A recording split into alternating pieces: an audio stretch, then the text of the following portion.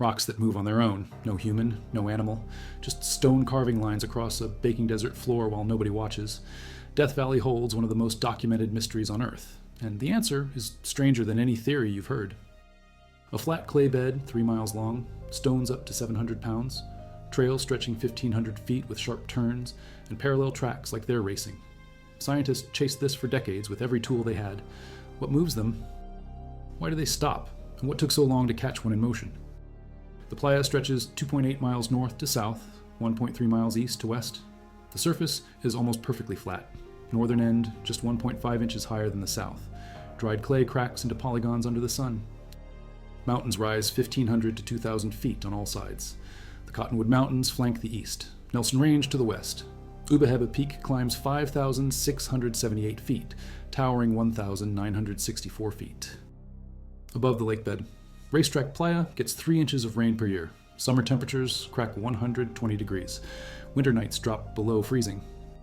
About 10,000 years ago, climatic shifts caused an ancient lake to evaporate here, leaving a vast expanse of mud that hardened into the smooth surface we see now. The rocks come from surrounding slopes, dolomite and syenite tumbling down through erosion. 3 types litter the playa: tan-colored feldspar-rich syenite from the west, blue-gray dolomite with white bands. Black dolomite, the most common, sharp, angular blocks from a steep 260-meter promontory paralleling the east shore at the south end. Rocks range from pebbles weighing grams to boulders topping 320 kilograms. If you value documented geological mysteries and hard science like this, subscribe. It's the best way to support our work. Also comment from which city you're hearing this from. This script is researched and factual, using sources from the peer-reviewed journal PLOS One, published August 27th, 2014 by Norris and colleagues from Scripps Institution of Oceanography and from the Applied Physics Laboratory at Johns Hopkins University, institutions with decades of planetary science and oceanographic research backing their findings. Now back to the information. Joseph Crook, a prospector from Fallon, Nevada, crosses Racetrack Playa searching for ore. He spots furrows in the dried mud, straight lines, curved lines, tracks ending at rocks. No footprints nearby, no wagon ruts, no animal prints. He reports the phenomenon. Word spreads among miners and ranchers through the 1920s and 40s. Some blame supernatural forces, others figure mischievous animals or pranksters. Nobody documents it scientifically. 1948 changes that. United States Geological Survey. Geologists James McAllister and Alan Agnew map the bedrock, photograph the tracks, count over 200 stone trails. They publish in the Geological Society of America Bulletin. Their hypothesis: strong wind gusts like dust devil winds push rocks across a muddy playa floor when rain makes the surface slippery. No exact measurements taken, just observations and logic. The publication lights a fire. The controversy erupts.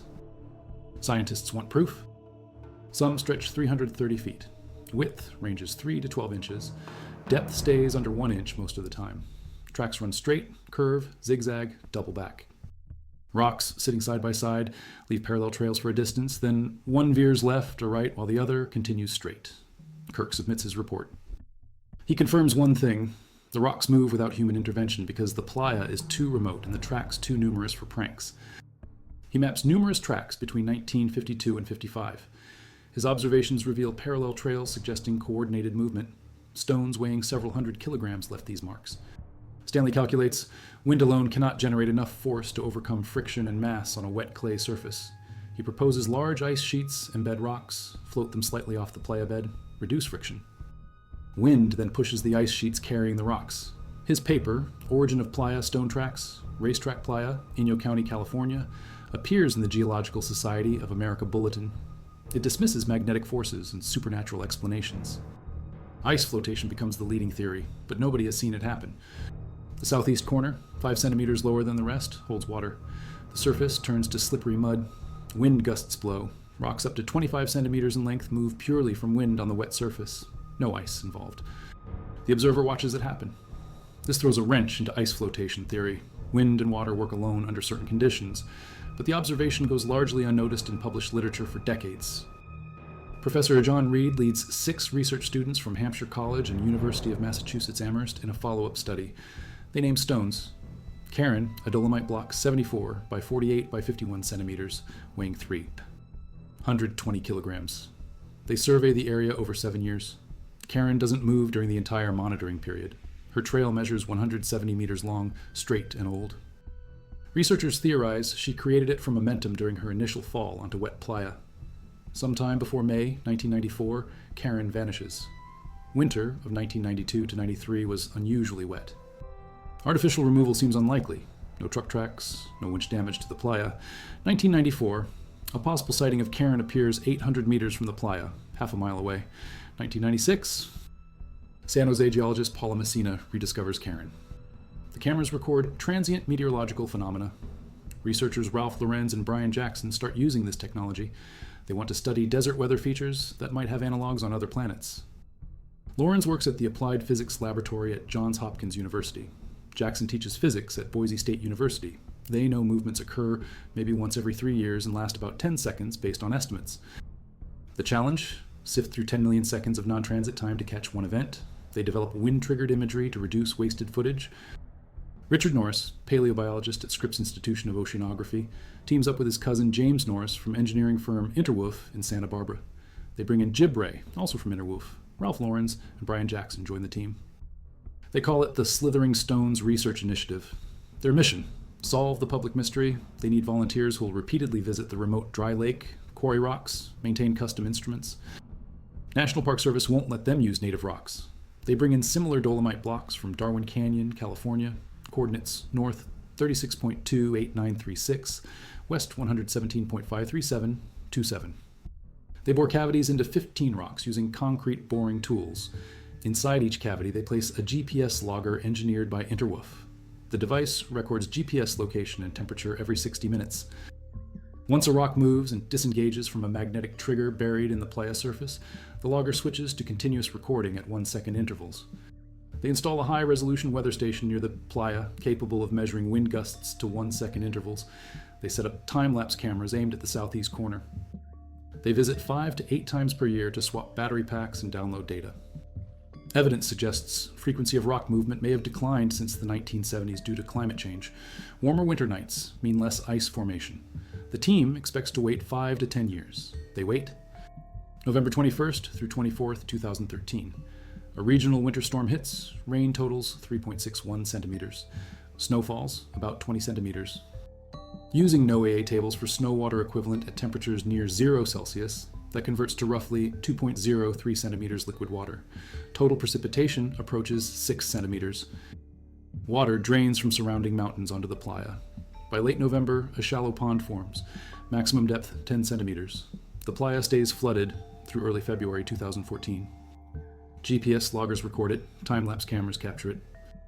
Movement speeds range 2 to 5 meters per minute. Some rocks hit 5 to 6 meters per minute at peak velocity. Individual rocks stay in motion anywhere from a few seconds to 16 minutes. Rocks 3 football fields apart start moving at the same time. They travel parallel courses before stopping. The pond still covers the playa, water about 7 centimeters deep. Richard Norris, James Norris, and Jib Ray arrive at Death Valley for routine maintenance. They discover the playa covered with a pond. They're standing there when it starts. Pop, pop, crackle, all over the place in front of them. Richard Norris turns to his cousin. This is it. They watch. About 60 rocks slide slowly across the playa surface. A baby crawls faster than these stones move, but they're definitely moving. After decades of speculation, humans finally witnessed the sailing stones in motion. Temperatures climbed. Ice began melting. The sheet cracked under thermal stress and light winds. Winds measured 3.5 to 4.5 meters per second, roughly 11 to 16 kilometers per hour. That's 8 to 10 miles per hour. Barely a breeze. The thin ice broke into large floating panels, some tens of meters across. These panels, still solid enough to push but thin enough to move freely, accumulated behind rocks. Wind pressure on the ice panels transferred force to the stones. The panels shoved multiple rocks at once along trajectories determined by wind direction and water flow beneath the ice. The rocks slid across the soft, muddy surface, lubricated by the thin layer of water between ice and playa. Trails formed in real time as rocks scraped mud. When ice panels grounded against the playa bed or broke apart further, rocks stopped moving. Later that day, more melting, more breaking, more movement events. 5 distinct movement episodes occurred during the 2.5 months the pond existed. Maya travels 162.4 meters total in multiple move events. Her first journey on December 20th covers 64.1 meters. The GPS logs every position. The data is undeniable. The mechanism doesn't match old hypotheses. Ice sheets 3 to 6 millimeters thick cannot float rocks off the playa surface as some models proposed. The team observes ice melting first around rocks, not lifting them. But moving sheets of ice tens of meters wide and only a few millimeters thick are clearly effective at pushing rocks in their path. Forces on stones increase when multiple ice sheets pile on the upstream side and increase the effective surface area. Exposed to wind and flowing water, these ice pileups scour large amounts of mud and rocks from the lakebed onto the shoreline, a process well documented from temperate lakes and rivers. Ice pileups create 30 to 50 centimeter high sediment mounds along the southeast and southwest shorelines, where the playa elevation is lowest and ponds persist longest. Parallel tracks occur when one ice sheet pushes multiple rocks simultaneously. Sharp turns happen when ice panels change direction due to wind shifts or collisions with other panels. Rocks starting together, then diverging occurs when the ice sheet fractures and different pieces move independently. Long straight tracks result from consistent wind pushing a large stable ice panel. Zigzag and looping tracks form in areas where two wind tunnels converge and create turbulence, exactly what earlier researcher Paula Messina had theorized about the Central Playa's microclimates. Trails without rocks at their end result from grounding ice panels scraping the mud surface even without stones. These rockless tracks had puzzled park rangers who suspected tourist theft. Now they know ice alone can carve furrows. Why hadn't anyone seen this before? Timing. The conditions require specific alignment. First, rain or snow must fill the playa, rare in a location getting 3 inches of precipitation per year. Second, water depth must be shallow enough for thin ice to form but deep enough to lubricate movement, 10 centimeters maximum depth works. Third, nighttime temperatures must drop below freezing while daytime sun melts the ice partially, Death Valley. Winter conditions. Fourth, light winds must blow during the melting phase. Too little wind and ice doesn't move. Too much, and the ice breaks apart before accumulating force. Fifth, the playa surface must be wet enough to be slippery but firm enough to hold ice panels intact. This perfect storm happens maybe once every few years. Sometimes decades pass between events. And when it does occur, it happens midday when ice is melting, and most visitors avoid the remote playa that requires a 28-mile rough gravel road from Ubeheba crater, requiring high-clearance vehicles. Statistical analysis by Lawrence and Jackson examining published reports of rock movements between the 1960s through the 21st century suggests a decline in movement frequency. Climate change warms winter nights, less ice forms. Fewer movement events occur. The sailing stones may become even rarer. The paper is titled Sliding Rocks on Racetrack Playa, Death Valley National Park, First Observation of Rocks in Motion. Authors, Richard Norris, James Norris, Ralph Lorenz, Jib Ray, Brian Jackson. The paper includes GPS data, weather station measurements, time-lapse photography, detailed maps of rock positions, analysis of ice thickness and wind speeds. The paper provides the first direct scientific observation of rock movements using GPS-instrumented rocks and photography, in conjunction with weather monitoring. The mechanism they documented, ice shove, is common in polar regions, where floating ice sheets pushed by wind pile up against shorelines and move everything in their path. But it had never been observed in a desert environment like Death Valley until this study. The team names it window pane ice because the sheets are thin and clear like window glass. The really big rocks, those topping 500 kilograms, weren't observed moving during the study period. Does the same mechanism work for them, or do they require different conditions? Thicker ice, stronger winds, deeper water? The team suggests these heavier stones might need ice rafts that partially lift them to reduce friction further, but direct observation is still lacking. Karen, the 320-kilogram stone that vanished between studies, remains a puzzle. Did she move during the wet winter of 92 to 93 using the same windowpane ice mechanism? Or was a different process at work? The sighting, half a mile from the playa, suggests massive movement. But how? Similar phenomena exist elsewhere. Little Bonnie Claire Playa in Nye County, Nevada, shows moving rock trails. 8 other playas in Southern California display the same features. Researchers documented it in the Tunisian Sahara. South Africa has reports. But Racetrack Playa in Death Valley remains the most studied and most spectacular location due to the number of rocks, length of tracks, and preservation of trails. The racetrack's unique combination of elevation, precipitation, temperature swings, and surrounding topography creates ideal conditions for both rock movement and trail preservation. Trails last 3 to 4 years before weather erodes them. Some tracks survive longer depending on location and subsequent rain patterns. National Park. August 2016, someone drives around the playa illegally, leaving 16 kilometers, 10 miles, of tire tracks across the delicate surface. A photographer visiting in September notes the initials D and K newly carved into one of the rocks. Investigators identify a suspect at the time, but as of March 2018, the vandal remains unidentified. Volunteers clean the tire tracks from the racetrack using gardening tools and 2,800 liters, 750 US gallons, of water.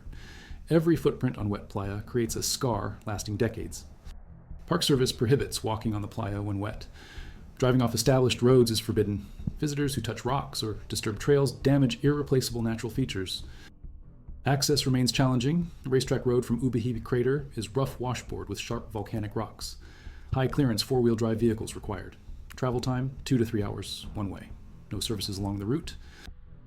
Flash floods close the road periodically. These barriers protect the site, but don't stop all bad actors. Clay cracks into geometric patterns under your feet. A 700-pound boulder sits surrounded by emptiness, with a perfectly straight line carved behind it, stretching 500 feet into the distance. You know the mechanism now. Ice, wind. Water, physics. But knowing how doesn't diminish the strangeness of seeing these massive stones with their silent testimony of motion, rocks that weigh as much as a grizzly bear leaving paths across a landscape where nothing else moves. The playa stays dormant for years. Then, one winter day when nobody's watching, except this time scientists were watching with GPS and cameras, dozens of stones slide together like they're racing to an invisible finish line. Death Valley earned its name honestly. Badwater Basin sits 282 feet below sea level, lowest point in North America. Summer temperatures hit 134 degrees Fahrenheit at Furnace Creek on July 10th, 19s. 13. Highest temperature ever reliably recorded on Earth's surface. Average annual rainfall measures 1.5 inches, while evaporation rate exceeds 3,800 millimeters per year. The valley floor would be a dead zone, except it's not. Pupfish adapted to salt springs. Bacteria form biofilms on wet clay. Insects thrive. Coyotes hunt. Life persists in forms shaped by extremes. The sailing stones fit this pattern. Movement here requires conditions so specific, so rare, so precisely balanced that the phenomenon qualifies as one of nature's edge cases. Possible but barely, regular but unpredictably, spectacular but hidden. The broader implications reach beyond one playa. Similar processes might occur on other worlds. Mars has dry lakebeds. Temperatures swing above and below freezing. Thin atmospheres allow intense solar heating. Could Martian rocks slide across ancient lake floors during brief, wet periods billions of years ago? Europa and Enceladus have ice. Titan has liquid methane lakes that freeze and thaw. Understanding how ice interacts with rocks, wind, and water on Earth informs how we interpret features on other planets. Ralph Lorenz and Brian Jackson joined the racetrack research specifically because they study planetary science. Every extreme environment on Earth serves as an analog for conditions elsewhere in the solar system. 66 years of observations, theories, debates, mapping, measurements. Researchers named rocks, tracked individual trails over decades, installed equipment, maintained instruments in brutal conditions, made countless trips to a location hours. From civilization, they published papers proposing mechanisms, they argued over data, they waited, and waited, until December 2013 when all the elements aligned and cameras caught what human eyes had missed for over a century. The stones moved exactly as physics predicted once the exact mechanism became clear. But prediction is not observation. Hypothesis is not proof. The team needed to see it happen. Others document it. Hypotheses form, tests run, data accumulates, theories refine, technology improves. New tools allow new observations. Eventually, the puzzle pieces fit. Not because one brilliant person solves it alone, because many people contribute small pieces over long periods until the picture emerges. McAllister and Agnew in 1948 provided first formal documentation. Kirk in 52 added measurements. Stanley in 55 proposed ice flotation. Paula Messina in the 90s mapped microclimates and trails. Lorenz and Jackson developed camera systems in 2009. The Norris cousins organized volunteers and resources starting 2011. Each step built on previous work. The solution required all of it. The 1972 observation of wind-only movement remains valid. Under certain conditions, wet, slippery clay, strong wind gusts, lighter rocks, wind alone can push stones. But this doesn't explain the parallel tracks, the synchronized movements, the trails of 700-pound boulders. Wind-only movement likely accounts for some smaller stones during rare events. Ice shove explains the systematic, coordinated movements of larger rocks. Both mechanisms probably operate depending on specific conditions. Nature rarely uses just one solution. The latest research on climate impact suggests movement events may become rarer. Warmer winters mean fewer nights below freezing. Less ice formation means fewer opportunities for window pane ice to develop. The pond that formed in late 2013 lasted 2.5 months and allowed 5 movement events. How long until the next pond? The last suspected movement before that was 2006. If climate trends continue, future generations might see even longer gaps between events. The sailing stones could become a phenomenon that happened regularly in cooler times, but now occurs only during unusual cold winters. The racetrack might preserve trails from the past more than create new ones going forward. More opportunities for accidental or intentional damage, signs warn visitors, fences discourage driving onto the playa, rangers patrol when possible, but the site remains too remote to guard constantly. Protection relies on visitor education and respect. Each person who walks the playa carries responsibility to leave it undisturbed. The stones moved without humans for thousands of years. They'll continue moving without us for thousands more if we let them. Joseph Crook in 1915 seeing something he couldn't explain. McAllister and Agnew in 48 bringing science to it. Decades of researchers adding measurements and theories. The Norris team setting up instruments in 2011 and waiting through 2012 with nothing happening. Then, winter 2013 arrives. Storm drops rain and snow, temperature drops, ice forms, sun rises, ice cracks, wind blows. And on December 20th, over 60 rocks slide across the playa while GPS logs coordinates and cameras record proof. And finally, after 98 years of documentation and mystery and frustration and patience, humans watch stones move. In Death Valley. Somewhere in the equipment storage at Scripps Institution of Oceanography, the logs from Maya's 162-meter journey sit archived. The PLOS-1 paper from August 27, 2014 has been downloaded thousands of times by researchers studying ice mechanics, desert geomorphology, planetary science. The sailing stones entered textbooks. The mystery transitioned from unsolved to explained, but the racetrack keeps its majesty. Understanding the mechanism doesn't make the site less powerful. Knowledge adds context without removing wonder. When the rock moved away from its starting position on December 20th, 2013, the battery pack and GPS unit fit inside a cavity bored into the top of the Permian-age Darwin Canyon Formation dolomite block. Maya's trail measures visible in photographs from the Slithering Stones Research Initiative. You can see the fresh scrape through the clay. You can see the rock at rest after its journey. You can check the coordinates logged every second during movement and plot the exact trajectory on a map. Stone moving across desert floor powered by melting ice, pushed by wind barely strong enough to notice. Simple, rare, strange, real. The racetrack playa formed when an ancient lake evaporated 10,000 years ago. The rocks that fall onto it today will still be there 10,000 years from now unless something moves them. Between those timescales, on a December morning in 2013, some moved a few hundred meters. Scientists watched. Cameras recorded. GPS logged it. The mystery solved itself by revealing its patience. It only happens when every variable aligns. Water, ice, sun, wind, clay, temperature, timing. And most recently, instruments placed by researchers stubborn enough to wait through years of nothing for one moment of motion. The playa returned to its cracked, dry state. Trails mark where rocks journeyed. Those trails will fade over the next few years as rare rains and wind erode the clay. Eventually, the surface will smooth again. The rocks will sit motionless for another span of time, maybe years, maybe decades, until conditions align once more. Rain falls, pond forms, temperature drops. Ice sheets develop, sun melts them, wind blows. And the stones will slide again, whether anyone watches or not. But now we know what's happening. Now we know why. And now the mystery isn't whether they move or how. The mystery is when. The waiting. Somewhere in Death Valley right now, a 700-pound chunk of dolomite named Karen sits half a mile from where she started, stolen by window pane ice during a wet winter when nobody was looking. Her trail eroded years ago. But she remembers. She keeps the secret of motion in a place where nothing should move and everything does if you wait long enough and watch close enough and accept that nature operates on its own timeline, solving problems with physics so specific. And rare they seem like magic until you break them down into wind speeds, ice thickness, water depth, temperature ranges, and GPS coordinates logged every second by machines, waiting in stone cavities for the playa to flood again.